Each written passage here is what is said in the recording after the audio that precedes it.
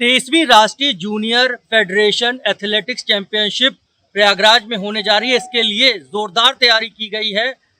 Athletics competition of India के director Ravindra Chaudhary जी हमारे साथ इस वक्त मौजूद हैं। सर बताइए कि यहाँ पर अभी जो तैयारी की गई है, कल से शुरू होना है, तो क्या क्या खास बातें हैं इस बार यहाँ पर?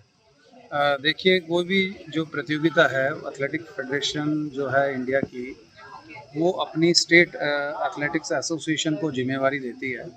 तो इस एथलेटिक्स प्रतियोगिता का आयोजन जो है यूपी एथलेटिक्स एसोसिएशन कर रहा है।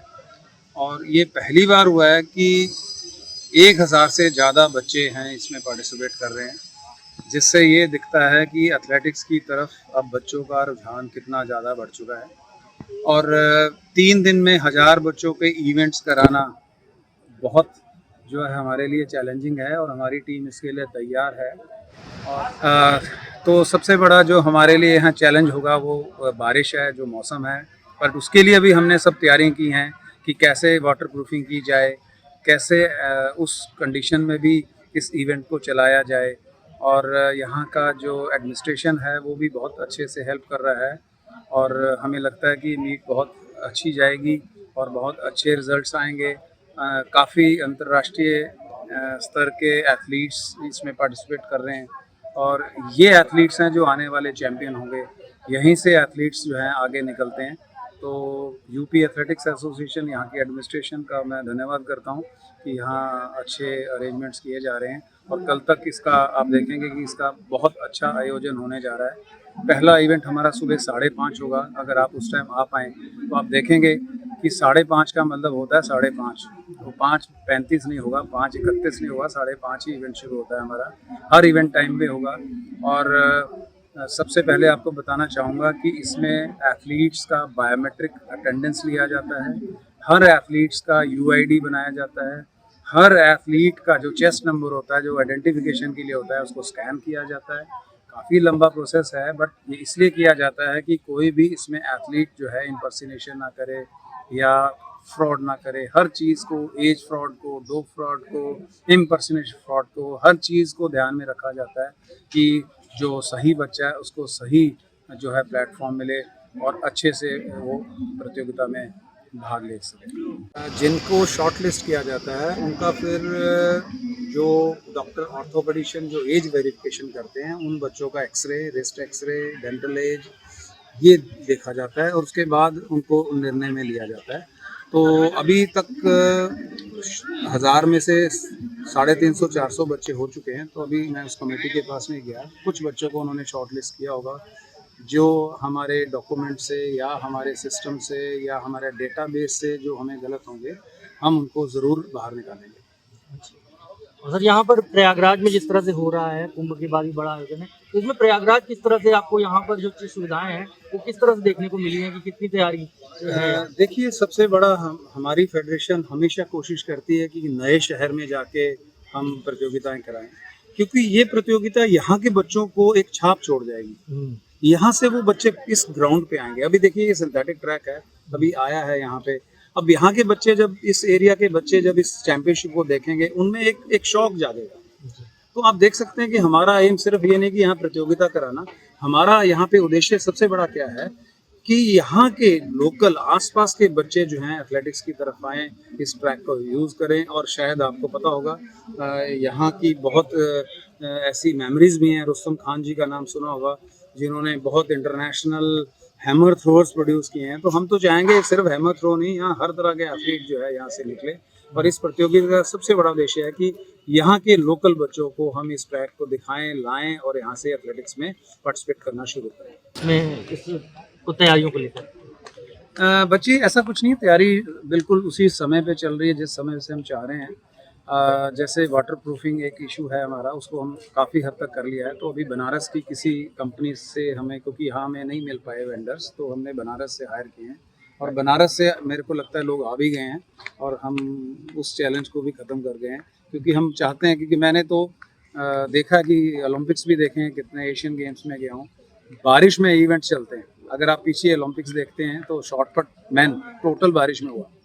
तो हमारे एथलीट्स को पता है कि बारिश होगी तो भी हमारा इवेंट चलेगा। और सबसे बड़ी बात क्या होती है कि हर इवेंट का जब रेस खत्म होता है उसका रिजल्ट 1 मिनट के अंदर स्क्रीन के ऊपर दिखाया जाता है। ऐसा नहीं कि हम वेट करेंगे देखेंगे, हर बच्चा अपना इवेंट का रिजल्ट देख के फिर वो ट्रैक से बाहर जाता है।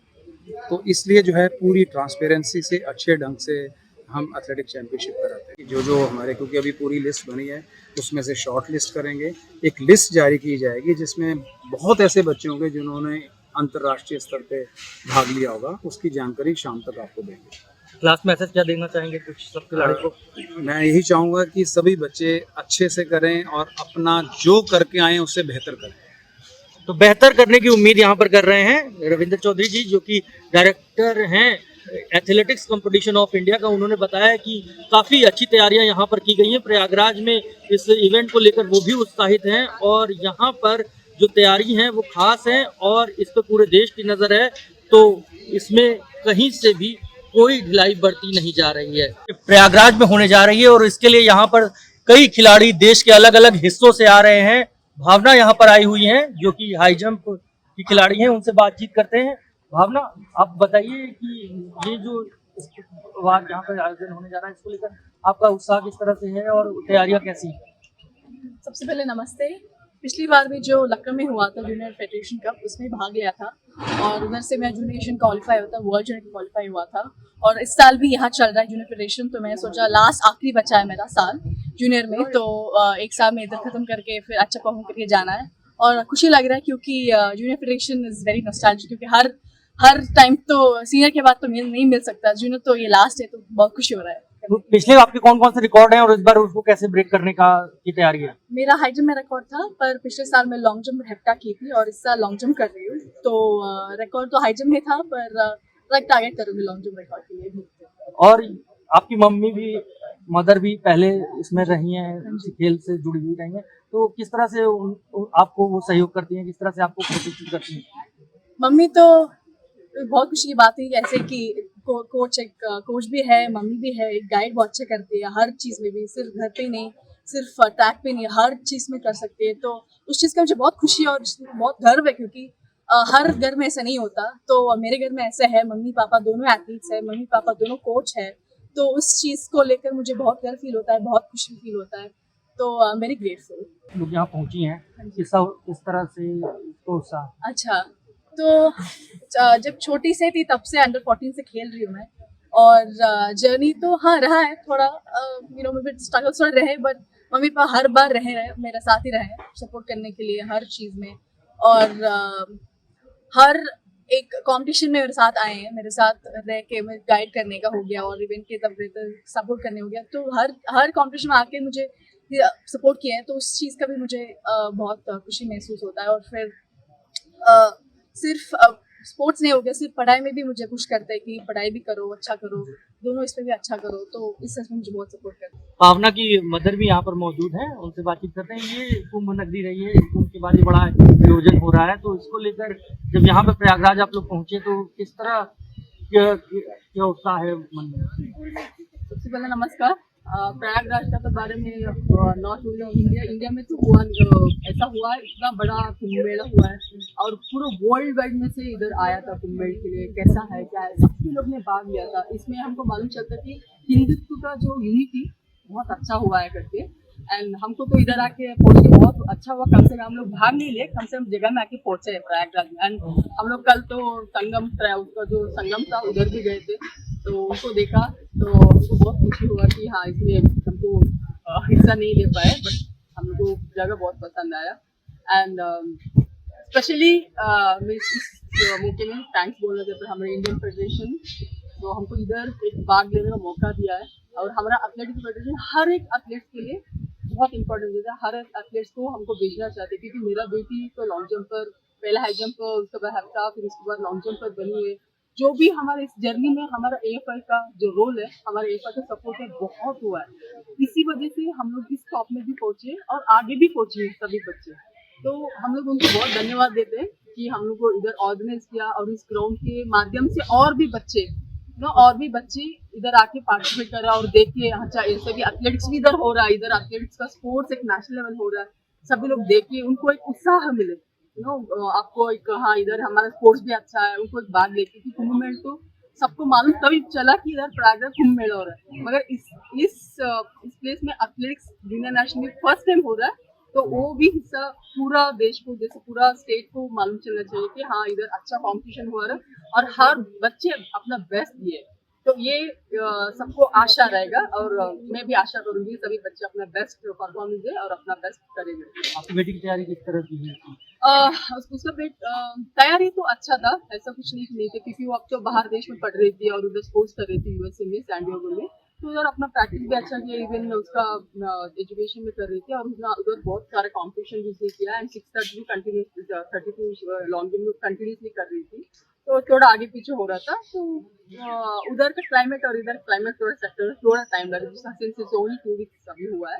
तो देखेंगे इधर उसका कंपटीशन कैसा रहेगा, हम लोग होप करेंगे अच्छा करेंगे। तो आपके जो रिकॉर्ड थे उनका कहाँ तक उसकी बराबरी कर पाएंगे अभी? नहीं, मेरा तो हाई जंप है, तो मेरा हाई जंप में रिकॉर्ड है 192 मीटर्स, जैसे मैंने ओलंपिक में सेलेक्ट हुआ था, तो उसी टाइम का रिकॉर्ड अभी भी है।